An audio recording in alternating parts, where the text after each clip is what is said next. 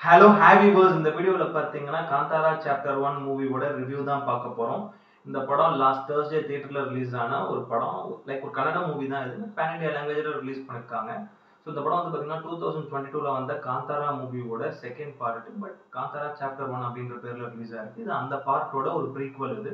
So இந்த படத்தோட கதை என்னன்றது ஷார்ட்டாக வந்து பார்த்தீங்கன்னா, இந்த படத்தோட ஸ்டார்டிங்கில் வந்து ஈஸ்வர பூந்தோட்டம் அப்படின்ற ஒரு பிளேஸ் இருக்குது. அங்கே பல ஆயிரம் வருஷத்துக்கு முன்னாடி சிவன் வந்து இந்த பூந்தோட்டத்தில் அமைதியா மெடிடேஷன் பண்ணிட்டு போயிருக்காரு. அதுக்கு சாட்சி அங்க ஒரு லிங்கம் ஒண்ணு சுயம்பா உருவான ஒரு லிங்கம் ஒண்ணு இருக்கு அப்படின்னு சொல்றாங்க.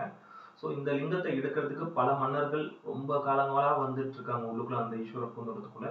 ஸோ வரும்போதெல்லாம் அவங்க மாயமா காணாம போறாங்க அப்படின்ற ஒரு கதையும் இருக்கு. அந்த டைம்ல இப்ப அட் பிரசன்ட் இருக்கக்கூடிய மன்னர் வந்து பாத்தீங்கன்னா ஜெயராம். ஸோ அவரோட கேங் வந்து உள்ள வரவும் ட்ரை பண்றாங்க. அட் த சேம் டைம் வந்து பாத்தீங்கன்னா அந்த ஜெயராம் அவரோட கிங்கா இருக்க அந்த ஆட்சியில் வந்து எப்படின்றது வந்து பாத்தீங்கன்னா இந்த ரொம்ப அடிமைப்படுத்தப்பட்ட மக்கள், இந்த மலைவாசி மக்கள் எல்லாம் கூப்பிட்டு வச்சு அவங்களை கொடுமைப்படுத்தி அவங்களை வேலை வாங்குறது தான் அவங்களோட இது. ஸோ அந்த மக்கள் கேங்ல இருக்க ஒரு லீடரா தான் வந்து பார்த்தீங்கன்னா ரிஷப் ஷெட்டி பண்ணியிருக்காரு இந்த படத்தோட கேரக்டர். அவங்க வந்து பார்த்தீங்கன்னா இந்த ஈஸ்வர பூந்தோட்டம் அந்த அந்த சைடில் தான் இருப்பாங்க. ஸோ அவங்களுக்கும் இந்த கிங் இங்க இருக்க இந்த ஜெயராம் இவங்களுக்கு இடையில நடக்கக்கூடிய ஒரு போர் தான் இந்த படத்தோட ஒரு கதை. இப்படத்தோட கதை ஒரு ஒரு மாதிரி கோணியா போகுது. நான் ரொம்ப ஷார்ட்டாக சொல்றேன்.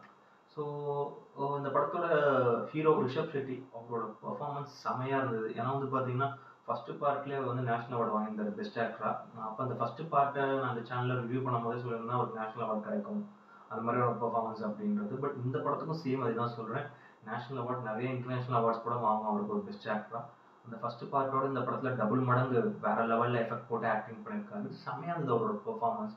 ஒவ்வொன்றும் அவ்வளோ ரியலிஸ்டிக்காகவும் கொஞ்சம் ஒரு சில சீன்லாம் பார்க்க பயங்கரமாக இருந்ததுனா இப்படி நடிக்கிறார் மனுஷன் பேய் மாதிரி அப்படின்றது செம பெர்ஃபார்மர். அதை நீங்கள் படத்தில் பார்த்தீங்கன்னா தெரியும். ஒவ்வொரு சீனுமே சரி அவ்வளோ நேச்சுரலாகவும் அந்த ஒரு கேரக்டராகவே வாழ்ந்துருக்காருன்னு சொல்லலாம். இதுக்காக எவ்வளோ ப்ராக்டிஸ் பண்ணியிருப்பாருன்னு தெரியல ஆக்டிங்கில்.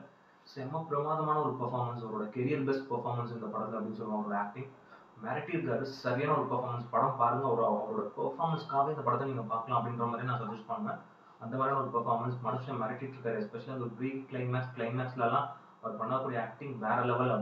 லைக் அப்படி இருந்தது. அதே மாதிரி வந்து ஜெயராம் அவர் இந்த படத்தில் வந்து கிங்கா ரோல் ஒன்று பண்ணியிருக்காரு. ஒரு முக்கியமான ஒரு நெகட்டிவ் ஷேடாக ஒரு கேரக்டர் தான். அது ரொம்ப நல்லா நீட்டாக அவரும் பண்ணியிருந்தார். படம் பூரா அவர் வராது, முக்கியமான ஒரு கேரக்டர். பட் ரொம்ப நல்லா நீட்டாக அவர் பண்ணியிருந்தார். ருக்மணி வசந்த் அவங்க இந்த படத்தில் ஹீரோயினாக பண்ணியிருக்காங்க. ஒரு பிரின்சஸ் கேரக்டர் தான். ஸோ நிறைய பேர் அது ஒரு பாசிட்டிவான கேரக்டர் அப்படின்னு போய் படத்தை பார்த்துருப்பாங்க. பட் அது ஒரு சின்ன சஸ்பென்ஸ் இருக்குது. படத்தில் பாருங்க தெரியும். அவங்க ஒரு நெகட்டிவ் கேரக்டர் தான்.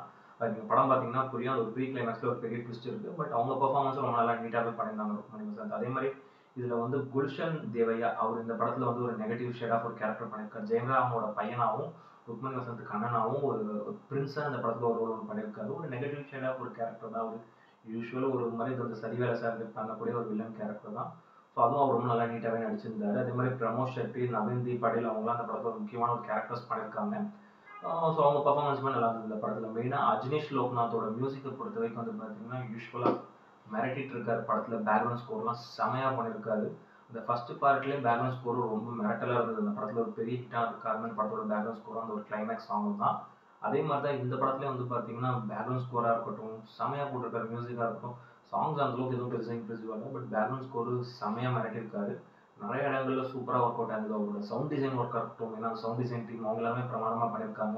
ஒரு நல்ல ஒரு சவுண்ட் எஃபெக்ட் கூட தேர்ல பார்த்தீங்கன்னா இந்த பேக்ரவுண்ட் ஸ்கோர் நிறைய இடங்கள் நம்ம கூஸ் பம்பே வருது. ஒரு சில சீன் அந்த படத்தில் ரொம்ப செகண்ட் ஹாஃப்லாம் ரொம்ப ஸ்பிரிச்சுவலான ஒரு சில சீன்ஸ்லாம் இருக்குது. அதெல்லாம் அவரோட பேக்ரவுண்ட் ஸ்கோரில் ரொம்ப கூஸ் பம்பாக இருந்தது. நம்ம பார்க்கும்போது நிறைய ஆக்ஷன் சீன்ஸ் இருக்கட்டும் எல்லாமே பேக்ரவுண்ட் ஸ்கோர் செம்மையாக போட்டிருந்தாரு. அதே மாதிரி அரவிந்த் எஸ் கேஷியாப்போட சினிமாட்டோகிராஃபியை பொறுத்த வரைக்கும் வந்து பார்த்தீங்கன்னா நிறைய இறங்கி போய் லைவ் லொக்கேஷன் எடுத்திருக்காங்க. அது பார்க்கும்போதே தெரியுது. டிஏ ஒர்க்காக இருக்கட்டும், அந்த சீனாக இருக்கட்டும், ஒவ்வொரு ஸ்டன்ஸிங்காக இருக்கட்டும், சில இடங்கள் வந்து கிரீன் மேட்லேயே எடுத்திருக்காங்க. அது பார்க்கும்போதே தெரியுது. பட் ஒரு சில இடங்களில் ரொம்ப வந்து ரியல் லொக்கேஷன்ல போய் எடுத்துருக்கனால வந்து பார்த்தீங்கன்னா கேமரா ஆங்கிள்ஸ் இந்த ஒர்க் எல்லாமே ரொம்ப பிரமாதமாக இருந்தது. பட் எதுவுமே என்னை பொறுத்தவரைக்கும் பெருசாக வந்து அந்த ஒரு தெரியல. அது வந்து ரொம்ப ஒரு க்ரீன் மேட் அப்படின்ற மாதிரி நிறைய இடங்கள்ல அந்த ஒரு விஎஃப்எக்ஸ் டீம் செம்மையாக ஒர்க் அவுட் பண்ணியிருக்காங்க. பார்க்கும்போது அவ்வளோ ரியலிஸ்டிக்காக இருந்தது. அதே மாதிரி வந்து சுரேஷ் முல்லையாவோட எடிட்டிங்கும் பார்த்தீங்கன்னா அந்த படத்துக்கு ஒரு பெரிய ப்ளஸ். லைக் கட்ஸ் எல்லாமே அவ்வளோ நல்லா இருந்தது. ஆடியன்ஸ்க்கு புரியாத மாதிரியும் நல்ல ஒரு எங்கேஜிங்கான ஒரு கட்ஸ் தான். ஏன்னா படமே ஒரு 2.5 மணி நேரம் கிட்ட போகுது. பட் அப்படி இருந்தும் ஆடியன்ஸ் ஓரளவு இந்த படத்துக்குள்ள அந்த ஒரு எங்கேஜிங்காக கொண்டு போக வச்சிருக்காரு. அவரோட என்னதான் ஃபர்ஸ்ட் ஹாஃப் வந்து கொஞ்சம் ஸ்லோவாக இருந்தாலுமே ஸோ அவரோட எடிட்டிங் ஒவ்வொரு கட்ஸுமே நல்லா இருந்தது. ஆடியன்ஸ்க்கு புரியாத மாதிரி அந்த படத்தோட ஒரு கதை. அதே மாதிரி வந்து டேரக்டர் ரிஷப் ஷெட்டி அவர் தான் அந்த படத்தோட ஹீரோவாக என்னென்ன பெர்ஃபார்ம் பண்ணாருன்னு நான் சொன்னேன். டேரக்டராக வந்து பார்த்தீங்கன்னா வந்து ஒரு சரியான ஒரு டேரக்டர். நீங்கள் அந்த ஃபர்ஸ்ட் பார்ட்டே பார்த்தீங்கன்னா தெரியும். அந்த அளவுக்கு ஒரு சிம்பிளான ஒரு கதையை எடுத்துட்டு சின்ன பட்ஜெட்ல அந்த ஃபர்ஸ்ட் பார்ட்ல வந்து 3 கோடி 5 கோடி என்னமோ எடுத்து ஒரு பெரிய கலெக்ஷன் அடிச்ச படம். அப்படி இருக்கும் பார்த்தீங்கன்னா, இந்த படம் வந்து கிட்டத்தட்ட ஒரு 130 கோடியில ஏதோ சம்திங் 120 கோடியில இந்த படத்த எடுத்திருக்காரு. அது எனக்கு ஒரு பெரிய ஷாக்கிங்கா இருந்தது. மேக்கிங்க பொறுத்தவரைக்கும் வந்து பார்த்தீங்கன்னா, வேற லெவல் அவரோட டைரக்ஷன் அப்படின்னா அதுதான் சொல்லுவேன் நானு. ஸோ விஷுவலி வந்து பார்த்தீங்கன்னா, அவ்வளோ ஒரு ட்ரீட்டடா இருக்கும். ஒரு நல்ல ஒரு 4K தியேட்டர்ல ஸ்க்ரீன் இருக்கக்கூடிய ஒரு தியேட்டர்ல பார்த்தீங்கன்னா, அந்த அளவுக்கு வந்து ஒரு 120 கோடி ரூபாய்ல எப்படி இந்த மாதிரியான ஒரு புரொடக்ஷன் வேல்யூ ஹையா இருக்கக்கூடிய ஒரு படத்த எடுத்திருப்பாருன்றது எனக்கு ஷாக்கிங்கா இருந்தது. அவ்ளோ செமையா இருந்தது. ஃபர்ஸ்ட் ஆஃப் ஆல் அவரோட மேக்கிங் படத்த பொறுத்தவரைக்கும் அவ்ளோ ரிச் அண்ட் கிராண்ட் விஷுவலா இருந்தது. ஒரு 500, 600 கோடி ரூபாய் பட்ஜெட்ல எடுத்தா கூட இந்த மாதிரி படம் எடுக்க முடியாது. பட் ஒரு 120 கோடி ரூபாய் எடுத்திருக்காருன்னும்போது ரொம்ப பெருசா இருந்தது எனக்கு உள்ள. அவ்ளோ சின்ன சின்ன சப்போர்ட்டிங் காஸ்டிங்லாம் உள்ள வச்சு அவ்வளோ நீட்டா கொண்டு போயிருக்காரு. படத்தோட மொத்த காசையும் அவர் கொண்டு போய் அவரோட பட்ஜெட்ட கொண்டு போய் அந்த ஒரு படத்தோட புரொடக்ஷன் வேல்யூக்கு போட்டிருக்காரு. அது பார்க்கும்போதே தெரியுது எஃபெக்ட்ல. கண்டிப்பா அதுக்கே ஒரு பெரிய ஹேட்ஸ் ஆஃப். அதே மாதிரி ரைட்டிங்க பொறுத்தவரைக்கும் வந்து பார்த்தீங்கன்னா, ஃபர்ஸ்ட் ஹாஃப் அப்படி கொஞ்சம் ஸ்டேஜிங் பண்ண கொஞ்சம் டிலே பண்றாரு. ஃபர்ஸ்ட் ஹாஃப்ல ஒரு சில இடத்துல சின்ன சின்ன லேக் இருந்தாலும் படம் கொஞ்சம் ஸ்லோவா தான் மூவ் ஆகும். பட் அதுவும் வந்து கதைக்கு எனக்கு பெருசா எதுவும் அந்த அளவுக்கு போர் அடிக்காத மாதிரி தான் இருந்தது. பட் செகண்ட் ஹாஃப்ல அந்த பீக் ஏற ஏற அந்த ஒரு லாஸ்ட் ஹாஃப் அன் ஹவர் ஒரு 45 மினிட்ஸ் வேற லெவல்ல கொண்டு போயிருந்தாரு. ரைட்டிங்ல அவ்வளோ ஸ்ட்ராங்கா இருந்தது. பிளஸ் வந்து ட்விஸ்ட் அண்ட் டர்ன்ஸோட அவ்வளோ நீட்டா போய் கிளைமேக்ஸ் முடிச்சு இதுக்கு அடுத்த பார்ட்டுக்கு ஒரு லீடு விட்டு தான் முடிச்சிருக்காரு. செமையா இருந்தது அவரோட ரைட்டிங் படத்துல ஒவ்வொரு கேரக்டருமே அவ்வளோ சூப்பரா டிசைன் பண்ணியிருக்காரு. இந்த படத்துக்கு ஒரு பெரிய பிளஸ் நான் பார்த்தது. ஸோ இந்த படத்தோட ஸ்க்ரீன் பிளே பிளஸ் அந்த ஒரு டைரக்ஷன் அந்த மேக்கிங் பிளஸ் அந்த ஒரு ப்ரொடக்ஷன் வேல்யூ அது ஒரு பெரிய பிளஸ்ஸாக பார்த்தேன் நான். ரிஷப் ஷெட்டி செம. ஸோ இந்த படத்துல ஒரு ஒரு ஒரு ஆக்டராகவும் வெறித்தனமான பெர்ஃபார்மன்ஸ் கொடுத்தாரு. அட் த சேம் டைம் டேரக்டரா அதோட பயங்கரமா பண்ணியிருக்காரு. அதுக்கு ஒரு பெரிய பாராட்டு. இவருக்கு 2 அவார்ட் கூட இந்த வாட்டி கிடைக்கலாம். நேஷனல் அவார்ட், எக்கச்சக்க இன்டர்நேஷனல் அவார்ட்ஸ் இந்த படத்துக்கு கிடைக்கலாம். அந்த மாதிரியான ஒரு பெர்ஃபார்மன்ஸ் தான் அவரு. லைக் டேரக்டராகவும் சரி, ஹீரோவாகவும் சரி இந்த படத்துல. ரொம்ப ஒரு பிரமாதமான ஒரு படம். பக்கா தியேட்டர் மெட்டீரியல் ஒரு நல்ல சவுண்ட் எஃபெக்ட் இருக்கக்கூடிய ஒரு தியேட்டர்ல இந்த படத்தை போய் பாருங்க. மீனா ஐமேக்ஸ்லாம் கிடைச்சா பாருங்க. இல்லைன்னா ஒரு நல்ல ஒரு பெரிய ஸ்க்ரீன் இருக்க தியேட்டர்ல இந்த படத்தை போய் பாருங்க. பக்கா தியேட்டர் மெட்டீரியல் நல்லா என்ஜாய் பண்ணலாம். ஒரு பக்கா சினிமாட்டிக் எக்ஸ்பீரியன்ஸ் இந்த படம். ஒரு சூப்பரான ஒரு படம். நிறைய பேன் இண்டியா லாங்குவேஜ்ல இந்த படம் ரிலீஸ் ஆயிருக்கு. தமிழ்ல ரிலீஸ் ஆயிருக்கு. கண்டிப்பா இந்த படம் தியேட்டர்ல போய் பாருங்க. இது வந்து ஓடிடிக்கான படம் கிடையாது. பக்கா தியேட்டருக்கான ஒரு படம். தியேட்டர் மெட்டீரியலான ஒரு படம் அது. ரொம்ப சூப்பரா இருக்கும். சில ரத்தம் தெரிக்கிற சீன்ஸ்லாம் படத்துல இருந்தாலுமே அவ்வளோ சூப்பரான ஒரு படம். ரொம்ப பிரமாதமா எடுத்திருக்காரு. கண்டிப்பா இந்த பட்ஜெட்ல இந்த மாதிரியான ஒரு இந்தியாவில் ஒரு பெரிய படம் எடுக்கிறது பெரிய விஷயம். இவர் கண்டிப்பா இந்த மாதிரியான நல்ல சப்ஜெக்ட்ஸ் அவர் இன்னும் எடுத்துட்டே வரணும்.